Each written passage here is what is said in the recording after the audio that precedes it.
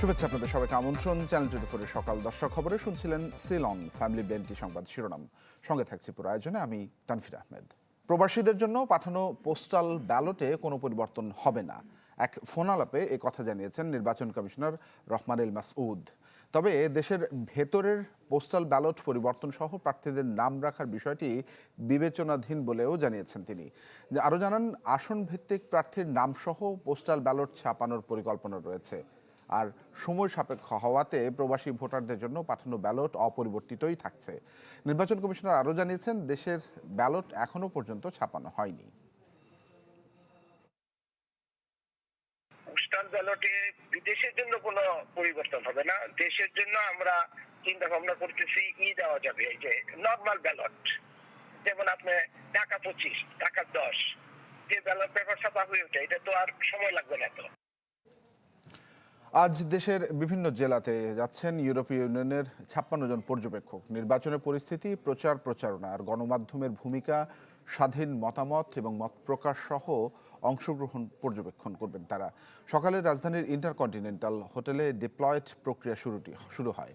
পর্যবেক্ষকরা প্রতি সপ্তাহে সব জেলার বিস্তারিত রিপোর্ট পাঠাবেন বলে জানান ডেপুটি ইউ নির্বাচন মিশন প্রধান ইনতালাসে। এছাড়া কেউ স্থানীয় এবং আন্তর্জাতিক নিয়ম লঙ্ঘন করছে কিনা তা খতিয়ে দেখবেন। আগামী 3 সপ্তাহ চলবে এই পর্যবেক্ষণ। নির্বাচনের আগে আরও 90 জন ইউ সংসদ সদস্য বাংলাদেশে আসবেন। জুলাই বিপ্লবের পর এই নির্বাচনকে ঐতিহাসিক হিসেবে দেখছে you. All our analysts as well as all our election observers in the field, it's impartiality, it's independence and it's non-interference, which means we are invited to observe, not to interfere. And we will very strictly adhere to this mandate that's given to us through the invitation. Yes, we received an invitation from Election Commission and from the Ministry of Foreign Affairs.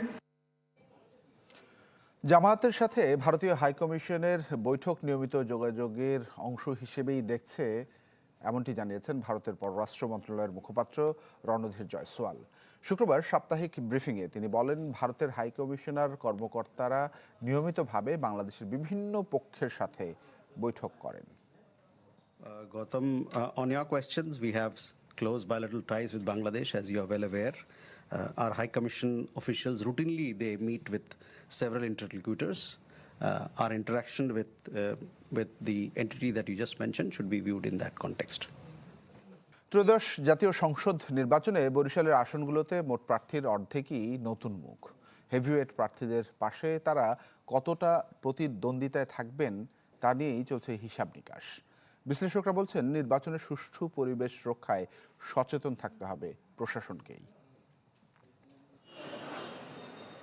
ভোটের মাঠের অভিজ্ঞতা বনাম নতুন মুখ। বরিশালের রাজনীতিতে এবার যেন দুই ধারার মুখোমুখি অবস্থান।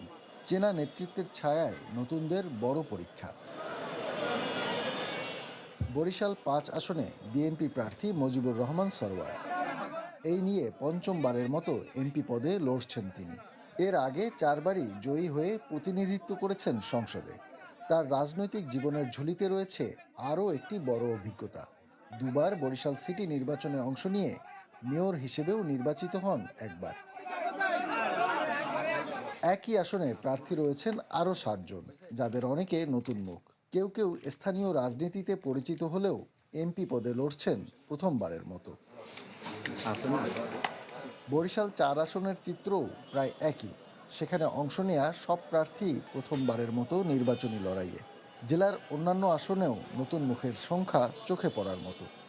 পুরাতন প্রার্থী হলেই যে মানুষ মুখ ফিরিয়ে নেবে বিষয়টা তা না, আবার নতুন প্রার্থীই খুঁজবে সেরকমও না। পুরাতন প্রার্থী বা নতুন প্রার্থী যদি জনগণের পছন্দ হয়, তাদের প্রতীক যদি পছন্দ হয়, দল যদি পছন্দ হয়, সব বিবেচনা করেই কিন্তু মানুষ এবারে নির্বাচনে ভোট দেবে, এটা আমি মনে করি। আমরা যারা মাঠে ময়দানে রাজনীতি করেছি, আমরা যারা জনগণের অধিকার নিয়ে রাজপথে ছিলাম, এই মুহূর্তে জনগণের আমরা মনে করি যে এতটুকু সচেতনতা তৈরি হয়েছে যে কারা আসলে সত্যি সত্যি কাজ করতে চায় আর কারা দীর্ঘদিন ক্ষমতায় থেকে শুধুমাত্র এখানে একটা রাজনৈতিকভাবে নানান রকম সুবিধা পেতে চায়। বিশ্লেষকদের মতে নতুন মুখের আধিক্য ভোটের সমীকরণে প্রভাব ফেলতে পারে।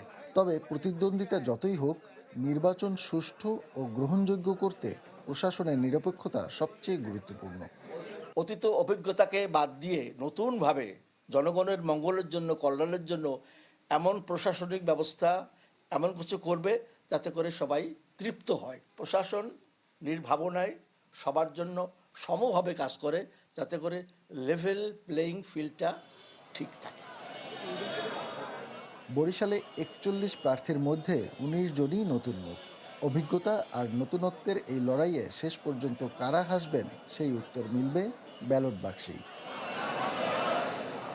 কাউসার হোসেন রানা, চ্যানেল 24, বরিশাল। গত হওয়া 2025 সালে বেড়েছে মব সন্ত্রাস, বিচার বহির্ভূত হত্যা, পুলিশি হেফাজতে মৃত্যুর মতো ঘটনা। 1.5 বছরেও মব সন্ত্রাসে লাগাম টানতে পারেনি সরকার। এসব ঘটনা বিচ্ছিন্ন নয়, বরং মানবাধিকার সুরক্ষায় প্রাতিষ্ঠানিক দুর্বলতা এবং সহনশীলতার সংকটের প্রতিফলন বলেই মনে করছেন বিশ্লেষকরা। পুলিশ বলছে, চ্যালেঞ্জিং হলেও নিয়ন্ত্রণের সর্বোচ্চ চেষ্টা করে যাচ্ছেন তারা। ফয়সাল হোসেনের রিপোর্ট।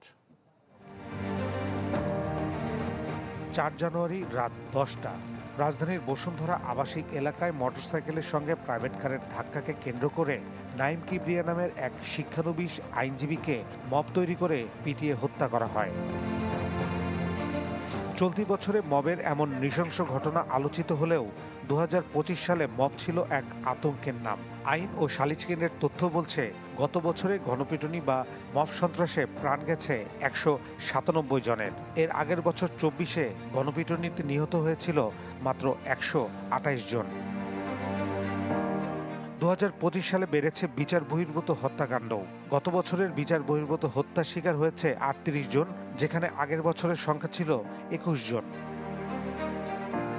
এদিকে 2025 সালে দেশের বিভিন্ন কারাগারে মারা গেছে 107 জন, যেখানে 2024 সালে কারাগারে মৃত্যু হয়েছিল 65 জনের।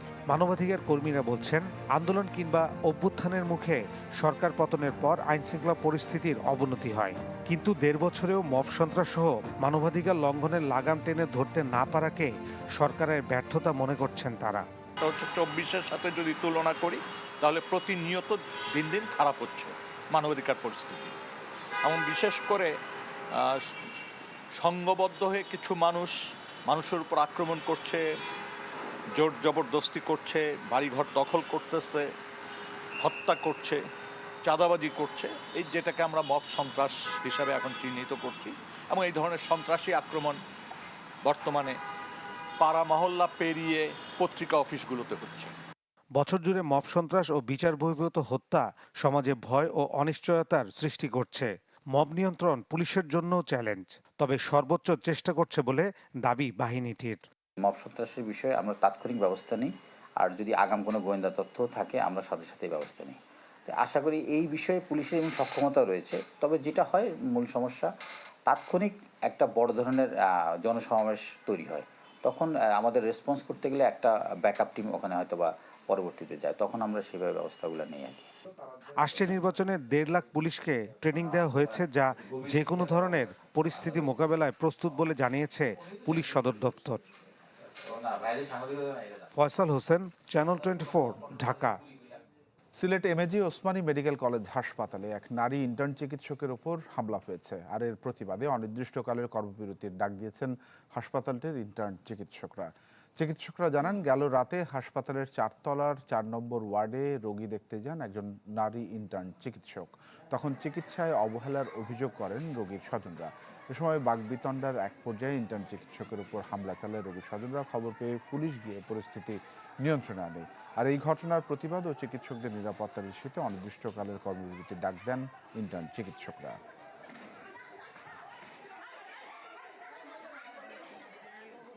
দেশে বাইরে খবর জানাবো। গ্রিনল্যান্ড অধিগ্রহণের বিরোধিতা করা দেশগুলোর ওপর নতুন করে শুল্ক আরোপের হুমকি দিয়েছেন ডোনাল্ড ট্রাম্প।